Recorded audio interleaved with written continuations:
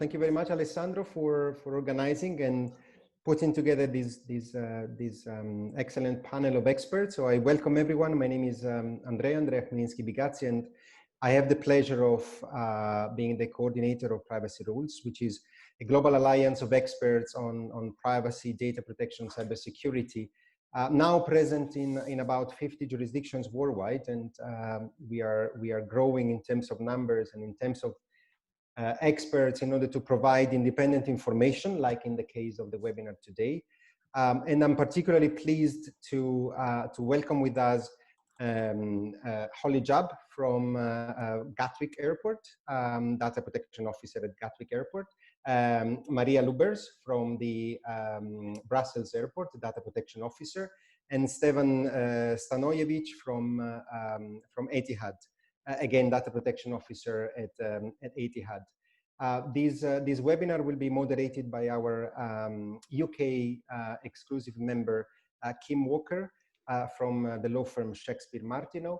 And the panel is completed by our experts, Geert Somers from our Timelex Belgian member, the law firm based in Belgium, advising on privacy and other topics also to the European institutions. Thank you very much to everyone for being here. I would immediately pass the word to Kim, expressing only on behalf of PrivacyRules, not only the gratitude for our speakers, but also the strong recommendation to anyone who's listening at us, possibly interested in learning what to do in the context of business travels or even personal travels, to definitely follow authorities' advice on how to comply with safety for travelers. And we express definitely also our sympathy to all those communities and those countries where COVID-19 unfortunately is hitting hard. So we recommend everyone to be very careful in your movements. Thank you very much again for being there, and Kim, immediately the word to you. Thank you, Andrea. Good morning, everyone from the UK. And thank you for joining us. As Andrea says, we're going to focus today on data protection and privacy in the context of air travel. And we're lucky enough to have with us experts able to give us a real insight, I think, into how the airports and airlines are dealing with data protection issues in the current era. And we're going to focus in particular on the data protection issues arising out of the use of technologies at airports, which involve the processing of what is known as special category data under the GDPR, so biometric data, health data, and so on. For example, the use of iris scanning equipment to help speed you through passport control, facial recognition software to check where you are in the airport, fingerprint scanning, airport technology perhaps at immigration. And then in the second half of the webinar, we're going to focus in particular on things like temperature testing and COVID testing, which is, of course, particularly current and topical, particularly in the context of air travel. To start with, I thought it'd be useful if we just have a quick sort of high-level reminder of the GDPR requirements for processing data of this kind, and I'd like to hand over to my colleague Geert in Belgium to tell us what the principles involved are. Okay, Kim, I'll be happy to do that. I will later refer to Marja, who will give some concrete examples of such technologies being rolled out at Brussels Airport. But indeed, yeah, as soon as you're processing temperature data or biometric data, the GDPR will apply because we're talking about personal data and also health data. So the first question you have to ask yourself is, are you processing personal data? This is also addressed by an opinion issued by the Belgian Data Protection Authority, which I will come back to later. But in most cases, yes, we will be talking about personal data, and the consequence thereof is simple. All the principles laid down in the GDPR will have to be respected, meaning that you have to ask yourself a number of questions. For example, do you really need to process the personal data? As an efficient measure in the prevention of COVID. And we all know that temperature may be an indication, but not necessarily so. Many people with temperature systems may have COVID or vice versa. So that's the first question. Are you only collecting the most necessary data? For example, are you only collecting the body temperature, or are you combining it with other data that you may be having? For example, images from video recordings, CCTV. What is your legal basis? That's always an interesting one, and many organizations will rely on legitimate interest. But if you do so, you will always need to make a balancing of interest, meaning that your interests may not outweigh those of the data subject. Then you need to make sure that you stick to your purpose so that you're not using the data for other purposes later, only to prevent the spread of the COVID-19 virus. You need to make sure that you're implementing adequate security measures internally, that there's only access on a need-to-know basis, for example, confidential storage. You shouldn't be passing on the data to other people if this is not necessary or not legally required. For example, in an employment context, you should not be passing on data of an infected employee to other employees. And also you need to make sure that you delete the data after a certain period of time. And typically for temperature data in the context of COVID-19, the delay of 21 days is generally accepted as fine. And then secondly, as I said, body temperature or also biometric data are special categories of data under the GDPR. And that means that you also have to you should be able to rely on one of the exceptions laid down in Article 9. Now, most private organizations will either look at consent or check if they have a legal obligation to process the special categories of data. Consent may be an option. We have some private clients who use it and have a consent form at the entrance before they let in visitors in combination with adequate transparency. But important is that such consent must also always be freely given. It must be informed and prior to the processing. So in an employee context, that's usually more difficult. And towards regular visitors, well, many also could try to see if they have a legal obligation to do so. I think in the case of Brussels Airport, this is a particular issue because the Belgian Supervisory Authority was of the opinion that there is no such legal basis to take the temperature of visitors, and hence the Belgian Supervisory Authority was calling upon the government to adopt such a legal basis. In an employee context, some employers may argue that they have a legal obligation to take the temperature in the context of their own obligation to ensure the safety and health of their employees. Well, this is debatable. It depends on the position taken by the National Supervisory Authority, and this may be different throughout the European Union. The Belgian DPA, in any case, said that this obligation to ensure the safety and health of an employee is not specific enough to actually justify the processing of temperature data and thus health-related information about employees. This could be different for employees working in the health sector specifically, but otherwise not. One important thing also maybe to say is that employees also could have an obligation under their own national law to self-report, to tell their employer that they have that they're showing symptoms, also because they need to ensure their own and other employees' safety and health at work. We see also some organizations trying to rely on vital interest or even public interest, and there it's important to note that these exceptions need to be interpreted very restrictively. The vital interest should only be used if the individual is actually incapable of giving consent. It's more of a last resort exception, and in many cases it will not be applicable. And the public interest exception from Article 9 is in principle not applicable for private organizations. It's also interesting to look at recital 54 of the GDPR there. So to summarize the position of the Belgian DPA in this respect, the Belgian DPA actually distinguishes between three cases. First of all, the mere measuring of temperature data with a classic thermometer with no registration in a file. Now, I don't think many organizations are actually using a classic thermometer. because in this case, the DPA says there's no processing of personal data, and it can be done without problems, and you can deny access to a building.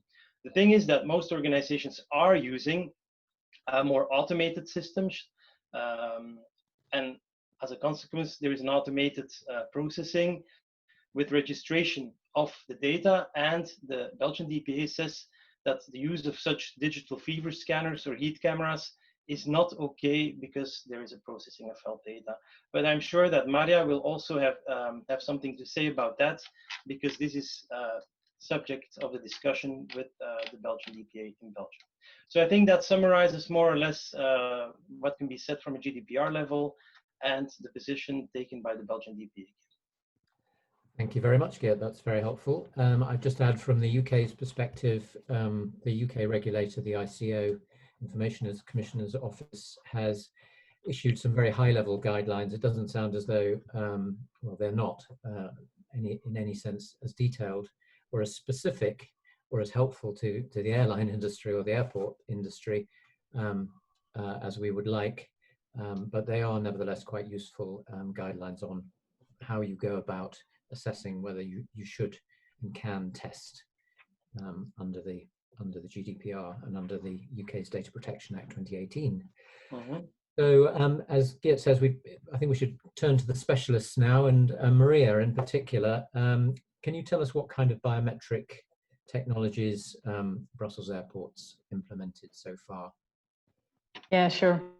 So at Brussels Airport, we currently have the non-Schengen passengers. They will pass through border control where they have biometric passport scan, if you like.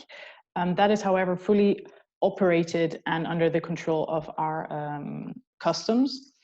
Obviously, it is located at our airport, so we do regularly have people questioning us about, the data and all the rights they have. Obviously, asked this. However, that is fully under control of our customs. There was a project launched at, again, federal police to have facial recognition on cameras at the airport. However, that was stopped because there our Belgian DPA also said, well, you do need to get an impact assessment going before trying any of this out. That was, however, again, directed towards the federal police. However, as an airport, you cannot deny that you are involved. Sometimes you do supply either infrastructure or cameras. So I would always advise to be very well aware of plans that are going on, although they're maybe not directed towards your airport immediately. We are always in touch with the police, for example, as well, because we need to know what will go on, how we can support as well, because I think as an airport, you are a lot of times a facilitator. You might not have the ultimate responsibility or the task given by the government to put something in place, but that doesn't mean that you have no stake in helping or trying to make it work. So we are in touch about that. And then there's obviously the temperature checks, but we will get back to that a bit later on. We are the only airport using digital cameras, if you like, for the temperature checks. There is another airport in Belgium doing it in a different way. I won't go into that because that's really I don't know the specifics of that, to be very honest, but they don't use cameras. It's not the same technology. I think that's important to note. So yeah, I think that's it from a biometric point of view from Brussels Airport. And we'll get back to the temperature checks in a little bit. Sure. Okay. Thank you. And Holly, how about Gatwick? What have you done and what haven't you done so far? Sure. Hi, everybody. So Gatwick has run a few projects with biometrics. We currently have consistent biometrics looking at, because we're quite unusual in the sense that we have a shared terminal with international and domestic passengers. So we have biometrics to confirm where people fly in on international flights and then could be leaving to go on a domestic flight, and therefore sort of bypassing some of the security controls. And that's conferred on us by a regulatory requirement by the Home Office in the UK government. We also have run trials looking at just general passenger boarding, speeding up the travel process in general, and looking at the sort of how we could implement end-to-end biometrics. We did that with EasyJet last year, and we were looking to sort of expand that this year, but who knows? And then obviously, like Maria said, we've been running thermal temperature trials, which we'll be testing out later on. Okay, thank you. Stevan, taking all those kinds of biometric technologies into account and what Geert was saying about how the GDPR applies, how do you go about mitigating the risks associated with these kinds of technologies from a privacy perspective? Hello, everyone. So first of all, Andrea, thank you for thinking highly of me, but I'm still a group data privacy manager at Etihad. But I hope that what you said will come true one day. I'm still not DPO. And just a little disclaimer that these are my personal views and not of my employer Etihad. When it comes to biometrics, first of all, you have to find appropriate legal basis, and I'm referring here only to the GDPR as the most comprehensive piece of legislation, because different laws might have different requirements. And to me, if, for example, you're using biometrics for, let's say, ticketless travel, or to allow passengers to navigate through the airport, the only legal basis would be consent. Now, in order to mitigate all the risks, you will have to conduct the data protection impact assessment, and I believe that this would be required under GDPR because of the risk to the individuals, and this could be a mean of identifying all the risks and mitigating them properly. So once you're clear on your legal basis, and let's talk about consent, the first thing, it has to be express consent, which means individuals have to their indication of acceptance should be distinguishable enough. So yes, I agree to have my data processed in such way, but in order to be freely given, an old-fashioned process of passports and counters should still exist. This leads to another question around transparency, how to ensure transparency, how to make people aware how you're processing personal data. This can be tricky because of the use of the technology. People might not understand it fully. So that is why maybe a layered approach could be achieved. You give them enough information to understand what is going to happen with their personal data, and then they can read more should they wish. And this should be available at every touch point where their personal data is collected or processed. When talking about processing, data minimization, purpose limitation are very important, because if you're clear on the purpose, and let's say that's enabling people to travel by using, let's say, their e-passport, if that gets developed one day, and using their biometrics, let's say facial recognition, iris scan, or fingerprint scan, that personal data should be used only for traveling purposes, and shared only where absolutely necessary, required with entities to enable that type of traveling. So if organizations wish, for example, to use that data for marketing purposes, then they would have to obtain either a separate consent or rely on soft opt-in rules where applicable and required. Another thing is storage limitation. This is quite important because we are talking about sensitive data, which potentially could lead to identity theft. So that data should not be kept in plain format, should not be kept for longer than required. And obviously organizations should be clear on how long are they going to keep it, and most likely that will be in accordance with applicable laws which require you to keep data for certain periods of time. And since I highlighted that such information potentially could lead to identity theft, security should be central to the design. So, security teams should be also involved from the very start to ensure that all controls are in place. Organizations are applying appropriate technical organizational measures, encryption, pseudonymization, access controls, and similar things. And this is somehow related to privacy, but in here you could have multiple stakeholders involved. You could have airports or airlines, IT providers and similar, and roles and responsibilities between these parties should be clear enough. There should be appropriate controls in place, appropriate agreements if these are processors or controllers. And in the light of Schrem's 2 decision, you should really be careful where you're transferring your data to and employ appropriate safeguards.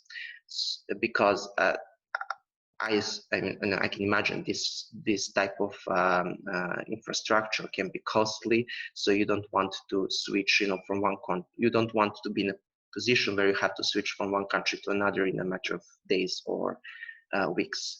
And just to keep your organization on the safe side, you should look at insurance policies, because the liabilities arising from data breaches or lawsuits can be quite high. So this is a high-level assessment on a couple of things, to be aware of. However, I believe, that applying this would take months and years, maybe. So. Thank you, Stevan. And that may well be, well, I'm hoping we'll hear in a minute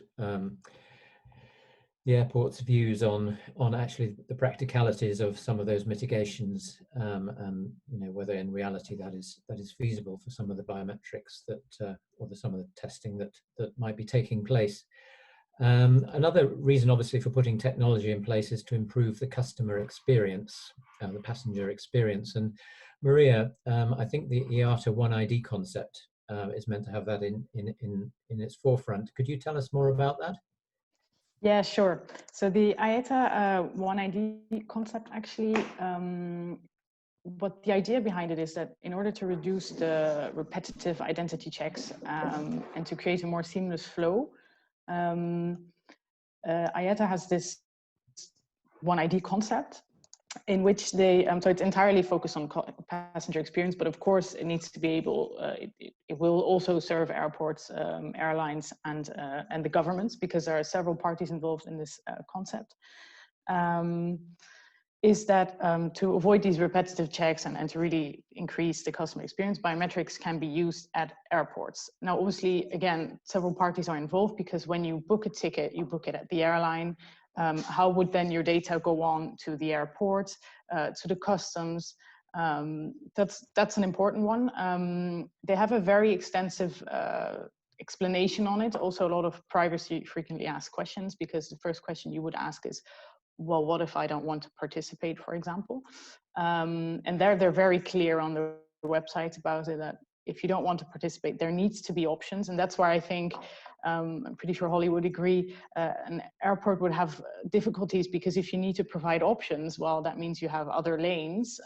At the same time, you cannot have a disadvantage for the passengers who refuse to participate in this trial for now. I know of airports whom have, for example, tried biometric boarding, but they also said it's very burdensome, because, well, you need an extra lane for people. They cannot have any disadvantage in not using the biometric track.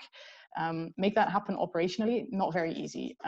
So the idea behind is very interesting, challenging, I believe. They also highly recommend, and I believe that's not even a recommendation, I think you should really do that, is perform an impact assessment, at least from your airline point of view, but you definitely at airport point of view, but you also need to involve the airlines, government. How will you transfer these data? So there's quite a lot of open questions I would still have reading this idea. Again, an idea purely initially from a customer experience point of view. I think we've all had it that you use your either your ticket and you lose it, or you have your phone with you with your ticket on it and then you're out of battery. So the idea to enhance customer experience makes sense. However, there might be there are quite some challenges, I'd like to say, when it comes to that concept. Okay, thank you. And Stevan, bearing in mind what you were saying earlier about the privacy implications and mitigations you need to put in place, what's your view on how imminent ticketless travel and the sort of One ID idea, you know, how likely do you think that it is that that will be implemented widely in the foreseeable future?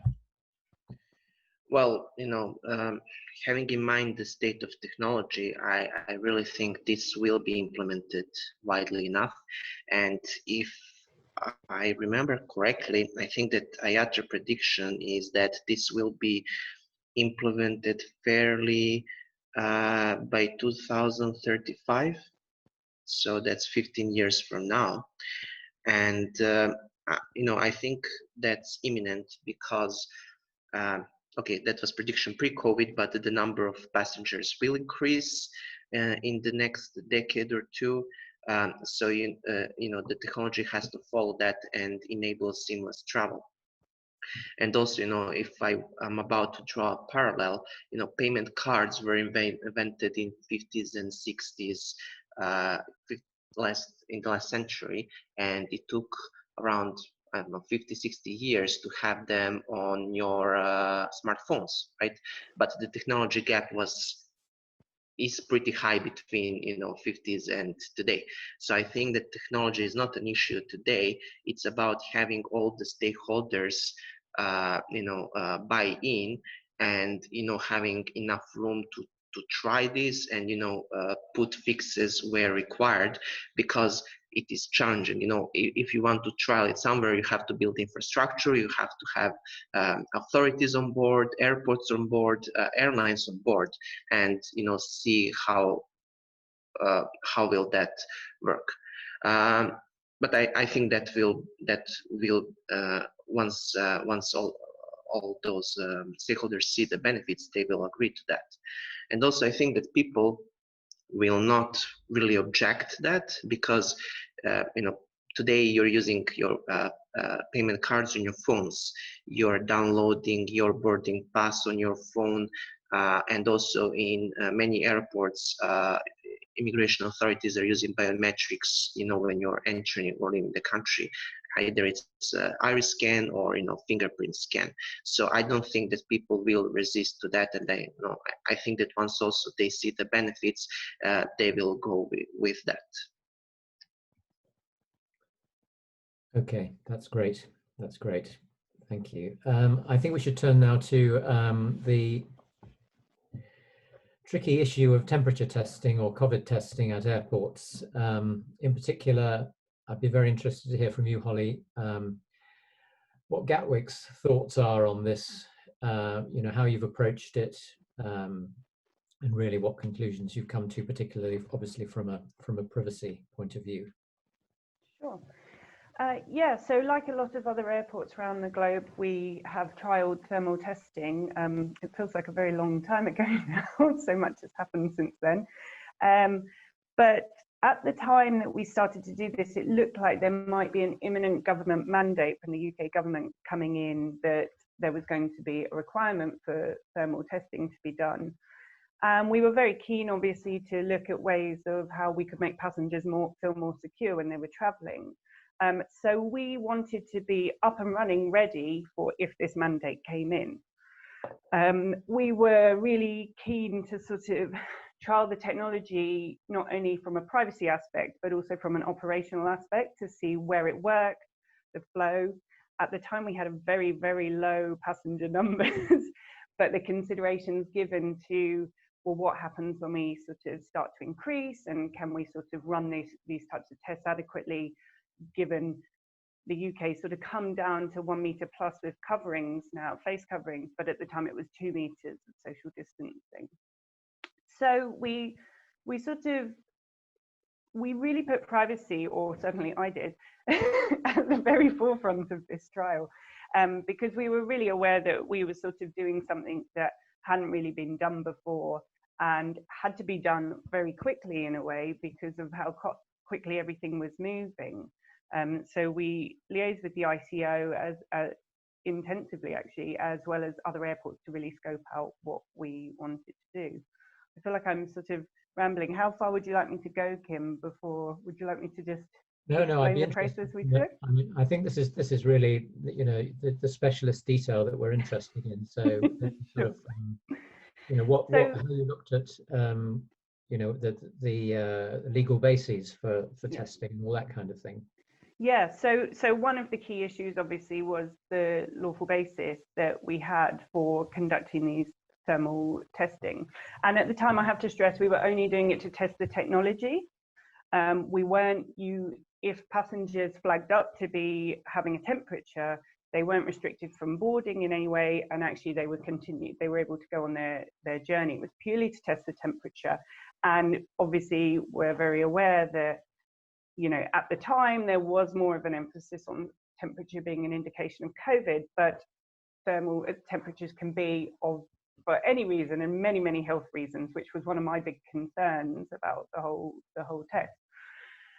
So what we sort of kicked around a few lawful bases, and one of the ones we took to the ICO to get clarification was, it's in the Data Protection Act 2018, which is the UK version of GDPR. And it's Schedule 1, Part 1, Paragraph 2, where we can conduct processing of this special category data if it's necessary for the reasons of public interest in the area of public health. And it has to be carried out by or under the responsibility of a health professional or under an enactment of law, which was where we thought this might go. And we really wanted to get clarification from the ICO about what under the responsibility of a health professional meant. So obviously it can have its general sort of meaning that there is a health professional running this test. But given the timings and the fact we only really wanted to run it for a few short weeks, we wanted clarification of if technology has been certified by a health professional, what does that mean? Unfortunately, we didn't really get the answer we wanted. The ICO understandably had said that this has never been tested in this sort of realm before and would need a lot more work and a lot more consideration. So that looked like it was a non-starter. But at this time, there were only 19 passengers a day going through Gatwick.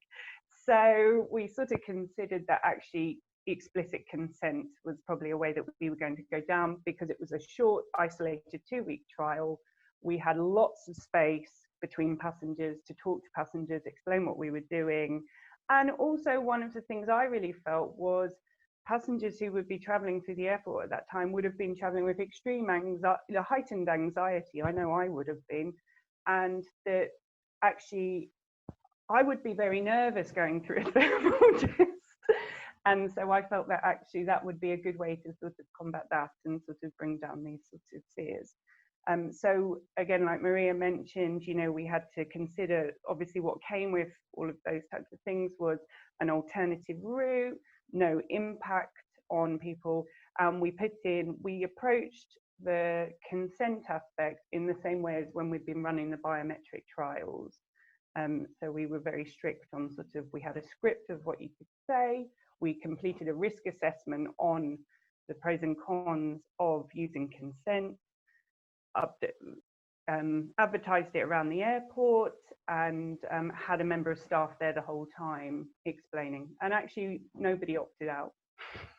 Everybody. How did you view the issue of consent needing to be freely given? About, you know, effectively passengers have to consent if they want to use the airport. Was that an issue? Well, it was obviously something that we considered, but for the trial we felt it was fine. But obviously my concerns were, how on earth would we do this going forward? And it really became a big operational, you know, it becomes more than a privacy issue. It's how do you implement this operationally? On the lead up of passengers' journey through the airport, there were electronic signs explaining that you didn't need, we were trialing this technology, you didn't need to be involved if you didn't want to, and follow these ways to the alternative route.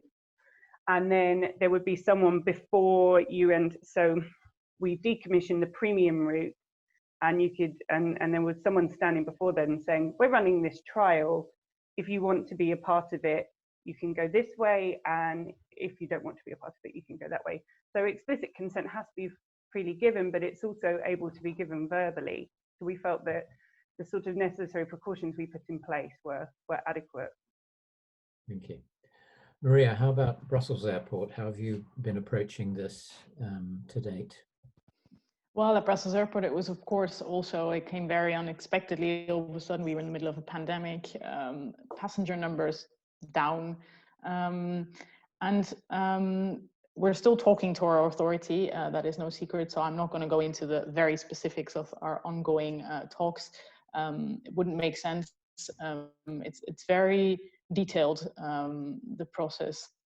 But obviously I can give you my personal opinion and approach towards it. So our DPA is a little bit more open. That's how you would like to interpret it. They've had several advices, one which was very brief, and then they've amended it. I think it's good they amended it, because the first advice they gave was very brief and it left way too much open for discussion, which I think created way too much leverage, and a lot of companies, I always get the example of schools, and I'm not saying we shouldn't protect schools, but I think a school is different from an airport, also risk-wise, to get infected or not. So it depends a little bit on what you want to base it. I think a lot of schools definitely went for legitimate interest, as far as I know. Again, I'm not DPO of a school, so I couldn't help you much further on that. We believe we do have a legal base. Again, I can't elaborate on what that is in this case. The Belgian DPA stated in their, they've had a press release in which they've immediately said Brussels Airport doesn't have a legal base. And now I think that should be a bit more, it should be seen in the perspective of, does your DPA, and I think that's an advice I would like to share with all DPOs and everyone who's in the privacy sector, is talk to your DPA. Because you cannot expect your DPA to know every rule and every legislation of every specific sector. And especially for an aviation, it's such a huge bulk of legislation. You have IATA, you have ICAO, you have so much going on. Whenever I talk to my colleagues in safety and security, I always keep on thinking how many laws. We could have books filled with just legislation text. So definitely talk to your DPA if you think you have that legal base, and explain it. I think that's where it all starts. Now, as for the process we run at Brussels Airport, as we have a legal base, there is no consent or not. You come to the airport, people are informed before via our privacy notice. There are panels and signs everywhere telling them where to contact, and if they would have any questions, whom to contact. And then there are several checks performed. So it's you walk, you're not touched in any way, because that's, as Geert said, if you think about the classic thermometer idea, that's very nice, but you're not going to do that, especially not in a pandemic where you're going to start touching people. It would be kind of strange to do that. And we are in the digital age where you can do all of this digitally. So we have digital cameras measuring temperature. If for any reason there would be a suspicion of you have a temperature, then you would have another additional go through, basically, because I mean, it's technology, it might just, not have the accurate result. And if then you're, if you again have a temperature, then you're immediately transferred to a medical health professional, and we are in no way involved as an airport. I think that's very important to stipulate. Also, we don't pass it on to any third parties. We don't store it, very important one as well. We don't link it to boarding passes. There was a lot of speculation in the Belgian press, and I guess that's what happens in the press, that we link it and what have you, what we do with it. We don't link it to individuals. So we will not be able to know if I was at the airport yesterday, three years from now, that I actually had the temperature at Brussels Airport. That's not, that's absolutely not the idea. Yeah, I'm thinking, what else can I get into? What is interesting to know? I think what really my advice would be, and the reason why I wanted to talk about this topic, although I can't really go into detail, is to just advise everyone to talk to your DPA. I mean, Holly did it as well. They are in essence the authority deciding they advise you, but at the same time, you cannot expect them to know everything. How would they, especially not in aviation? Marja, just out of curiosity, because I'm still struggling with this opinion of our Belgian DPA, where they say if you register with a classic thermometer and you don't register the data, you're measuring the temperature, you don't register, you're not processing personal data, and so it's okay. However, if you're doing it with a remote device, then you are registering health data and it's not okay. So, but what is the big difference between, you know, using a classic thermometer and a remote thermometer?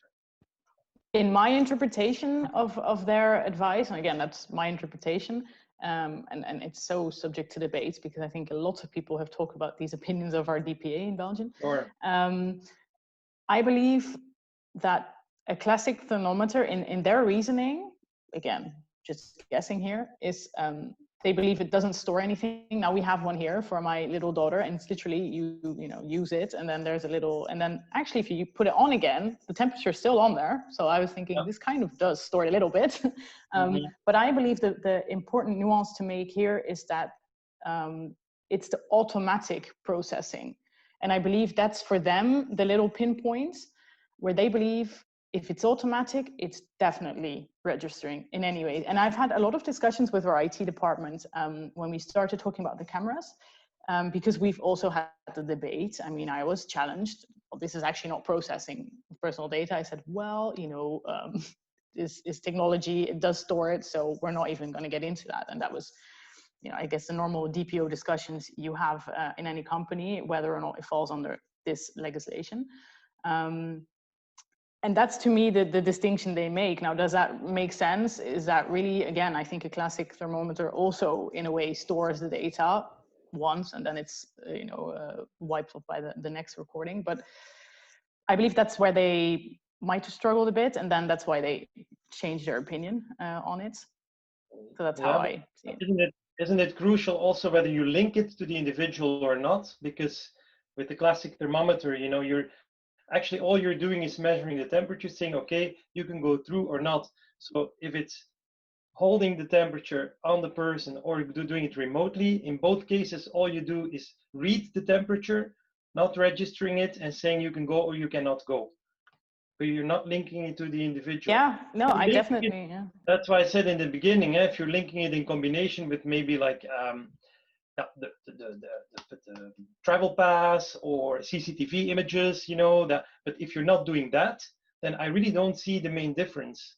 So personal opinion, but I was really struck when I read that, those three cases. And but as you know, as you said, it's subject to a lot of discussion, and that's where but that's probably a DPO thing. I'd rather than go for the very strict interpretation and say I'd rather have it fall under our data protection legislation, because I don't want to risk having interpreted in a wrong way, and then afterwards, for whatever reason, something changes in their advice as well.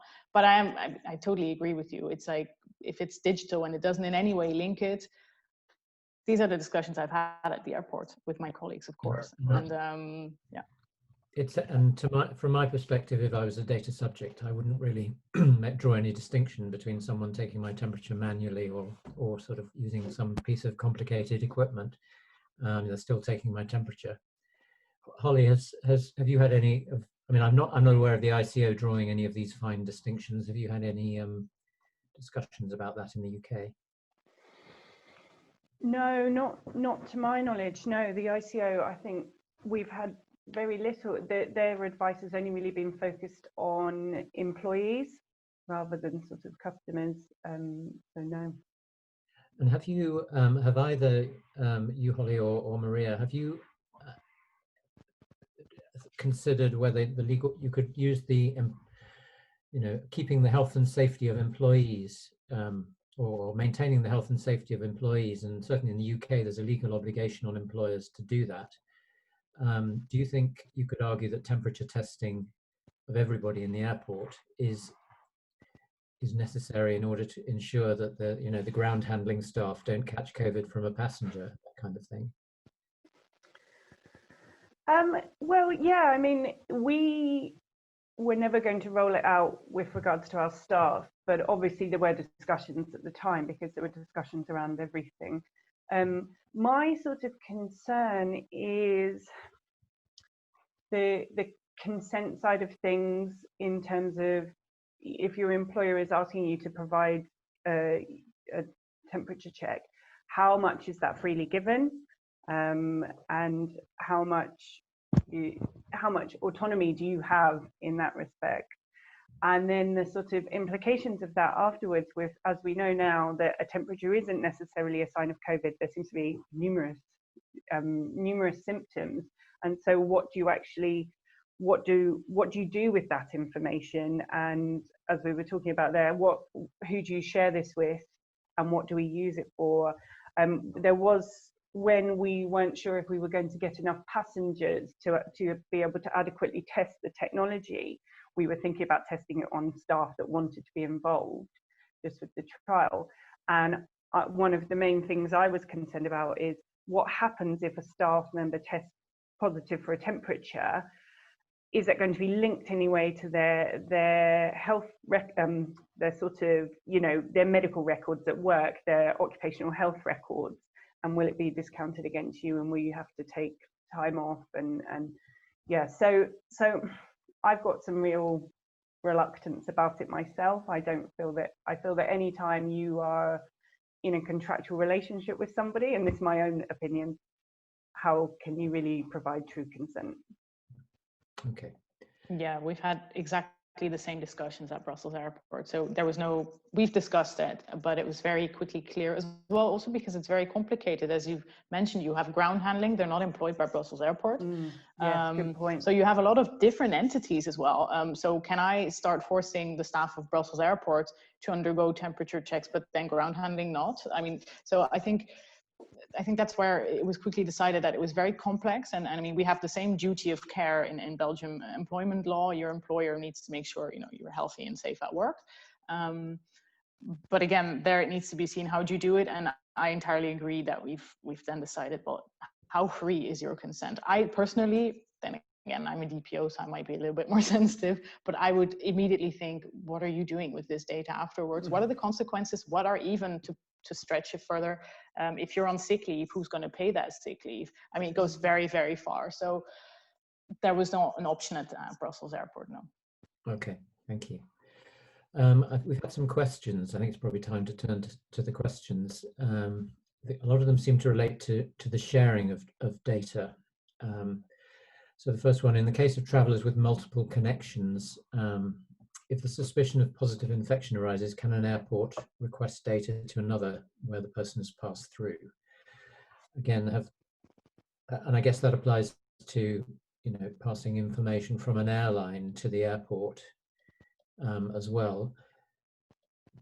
Who would like to pick up that question? It sounded to me from what you were saying earlier, I can't remember whether it was Holly or Maria, I think it was, that you don't share data, let alone certainly temperature data, let alone you don't store it, let alone share it. So I imagine there's no question of data being shared. Would either of you like to comment on that? Yes, as part of our trials, we kept it actually within one system. We didn't even log it into our wider system, and the data was deleted after 24 hours and definitely not shared with anyone else. In terms of wider contact tracing that we're running at the airport, that's actually managed by the UK Border Force, in conjunction with Public Health England. So fortunately, Gatwick doesn't. I don't need to manage that, so I wouldn't be able to answer that question. Yeah, it's the same at Brussels Airport. We don't share it. We don't even keep it. I mean, it's literally overwritten every, I don't know how many seconds, and depending on the flow, and fortunately we have some more passengers now, literally we don't even have it. And I think you have to be very, very careful. We have received some requests of other authorities saying, well, can you pass on? We like to know who came off an airplane who was positively tested or had a temperature. We said, excuse me, but we can't do that. There are rules, and on top of it, these are health data. So I think that's your role as DPO, to really just block that off. And unless there is literally a government instruction telling you to, I mean, it's the same with the COVID testing. At the airport, we don't do that. But if the government tells us you need to provide COVID testing areas at the airport, we'll do it, but we won't manage it. And I think that's a very big distinction to make. And you also have to see who does what at what moment and is responsible for what. Controller processor is pretty important in this one as well. And I was reading some of the government advice here yesterday, because we're now more and more restaurants are opening up within the airport. We're starting to think about they're starting to think about their contact tracing. And the advice in the UK is very clear about not sort of taking this responsibility into your hands and sort of passing on, if it has to sort of flow through the NHS contact tracing system, so that you don't sort of inadvertently out people's health data. So I imagine if there is going to be data sharing between airports and airlines, it's going to have to be some sort of transnational regulation, really, to require and regulate how that happens if everyone decides it's necessary. Another question we've had, in the case of exchange of personal data among airports, I guess we're not talking about temperature data, we're talking about personal data generally, and between airlines and airports, who's responsible for cybersecurity? If a data breach occurs, who to sue? Never the airport, of course. No, but I think that's that really depends on at what moment the breach occurred, and in what controller processor relationship you were in. I mean, we're either controller or processor, and that depends really on the setup. I mean, an airport is a very complex environment.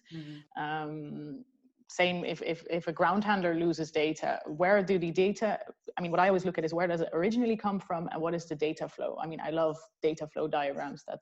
I need this, because otherwise I can't do my work. So I can't, it's a very general answer.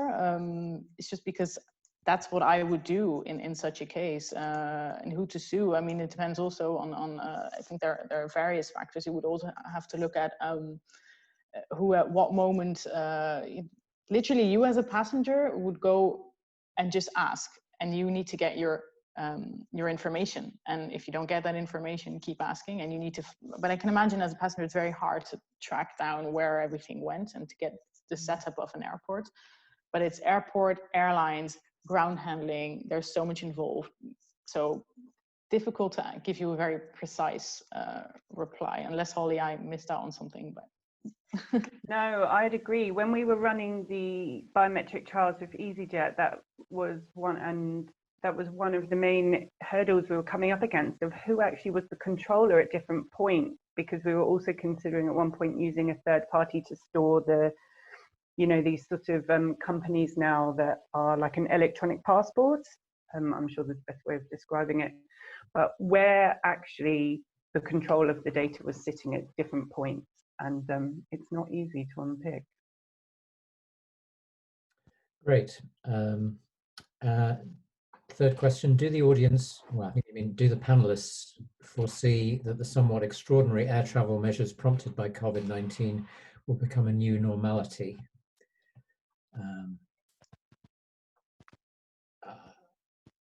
Yeah, I mean, I think that's trying to predict the future, you know. When will there be a vaccine? Will there be a vaccine? Will passengers flood back into foreign travel?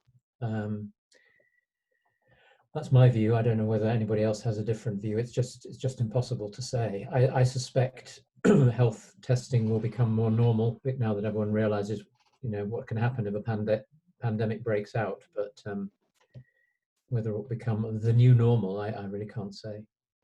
No, I think it's the same. Yeah. Sorry, Stevan, please go ahead. No worries. So, I mean, I agree it's looking into the future, but, you know, if you look at Asian countries, you know, after SARS pandemic, most of them actually implemented, you know, thermal screening. So when you traveled to Singapore and South Korea, you know, you had to pass through next to the thermal cameras. So, you know, maybe something like that will actually become new normal. Again, it depends on the vaccine, you know, if it's going to be efficient or not, when it's going to be introduced, and others. Okay. Yeah. And I think the time is nearly up, but maybe one further question. Where is the technology from? Bearing in mind the 3G controversies, who vets the technology companies and according to which standards, who guarantees that they comply with GDPR standards or other applicable, and monitors proper implementation? I mean, I guess Holly and Maria, sort of, when you're implementing new technology, how do you go about that sort of angle? Well, all new suppliers will have to complete a security impact assessment where we match against GDPR requirements, but also we come under this thing called the NIST directive in the UK, which is if you're running a national infrastructure organisation, which an airport falls under. And that has a very high level requirement, very in-depth requirement for certain security aspects that a company must have. So we run them through that, and then we were able to make a decision on whether this, and the same thing we were talking about of where are they based, where's the data being shared, who can have access to the data. A common misconception is, well, okay, the data's sitting in a server in the EU, but actually our developers are based in America or based in India, and they've got viewing rights over the data. So yeah, that's sort of the process that we go through. Yeah, I think the process at Brussels Airport is basically the same. We have a security vetting. I mean, you always work, information security and privacy is like, I always say it's one bubble. I cannot work without my colleagues. They could probably work without me, but I'd rather for them not to have that going. No, but they know very well when to get me involved as well. So I believe it's a matter of vendor questionnaires, testing, asking for certain certifications, although we know these are not always entirely, I mean, you can have an ISO certificate, but that doesn't necessarily, you always have to check the scope as well. So it's very specific, very specific subject. So I generally do leave that up to our experts within the information security department. Saying, have I really gotten into everything of the question? Yeah, I think that's how we do it at the airport. That's why we were very keen when we were trialing the thermal technology, is to have the temperature being recorded on a standalone system. So sometimes we might have some sort of CCTV type technology which piggybacks onto our system. But in this case, it was very much, no, this needs to be a standalone system that completely wipes and cannot be shared, literally cannot be shared with anyone, even if we wanted to. I entirely recognize that discussion. We've had the same at the airport. It's the same setup. Everything was made sure that it cannot in any way ever connect to Wi-Fi. There's not even a screen so you can look at it. Like, it was such a discussion on how to make sure that if it's 24/7 guarded as well, it's like there's actually someone sitting next to it, like, so you cannot get near the system. Because when we realized if I were a passenger, I would also like to have a feeling that, whatever is done at the airport is done the right way. So yeah, I really recognize the setup and discussions. Okay, I think that brings us to the end of our time. Can I hand back to Andrea? Yes, Kim. But before I do, just to thank everybody from me for watching and also for participating. Andrea, over to you. Absolutely, actually. Andrea. Kim, thank to you for moderating this webinar in such a time-effective way, not only highly professionally, but also in a very time-effective way. I mean, I think this is typical British, so this was expected, but nonetheless, you kept the promise somehow. If I was Swiss, I would agree with you, but no, I'm. Yeah. Right. Before I conclude, I think Alessandro wanted to say something. Yes, no, just a quick line. I was receiving question if the webinar is recorded from our audience. So the answer is yes, the webinar is recorded. We had almost 200 registrants asking this, so it was important for me to say that, and we will share it through the email for the people that registered to it, and on our social and on our page, so it will be available almost everywhere PrivacyRules is already. So thank you very much also from my side to our speakers and to the audience for being with us today. And Andrea, I turn it over to you. Thank you. Yes. No, thanks a lot. Actually, I think It was very interesting, and you know, to some extent, some of the considerations and the debate you had opened even the Pandora box, the philosophical Pandora box, I would say, if I can refer to Geert in particular, when you discuss together with Maria about the association between personal data and the link. I mean, listening to you, I was thinking, okay, when is really personal data? I mean, if it's not associated with a specific individual, with a name, is it really related to the person, or is it just anonymized data that you can treat, you know, freely? And I think we could definitely debate about these for hours and hours and hours, possibly not come to any concrete conclusion. But I just want to express not only our gratitude to Holly, Maria, and Stevan, but actually also our sympathy, because we do understand that you work in a very delicate sector, because on the one side, you are in a sector which is definitely in crisis, you know, air travel, tourism, and this is definitely something which is strongly impacted. So I believe that actually your willingness to share your views and your daily experiences of particular value for a variety of reasons. At the same time, I believe that probably even more questions than answers came from this webinar. So when we were, there was one of the questions talking about the famous new normality. God knows what it is. Before, as Kim was mentioning, a vaccine will be found. I think it might be interesting if you all agree, possibly resume in a couple of months from now and see whether there is a new normality, how things have evolved. Because I totally agree with what, again, I think Kim was mentioning, little by little, probably there should be a kind of international framework. If things are not going to change, and at the same time, if things will eventually change, as Stevan was mentioning, because we had the SARS experience in Asia, probably in 2 months, we will have new practices that will start consolidating new standards that change how things are evolving right now. So I would be really very happy if sometimes in the end of September or the beginning of October, you would all agree to have a new session and see if something changed, and if eventually there are new patterns that are going to form your daily lives. Maybe the ones of lawyers ready to sue, probably, as one of the questions was, or otherwise DPOs and data group managers dealing with data of respective entities. But again, thank you so much for being here. Thank you very much for all those who registered to the event and will listen to the webinar. And best of luck for any of your respective sectors. Hopefully things will get back to normality very, very soon.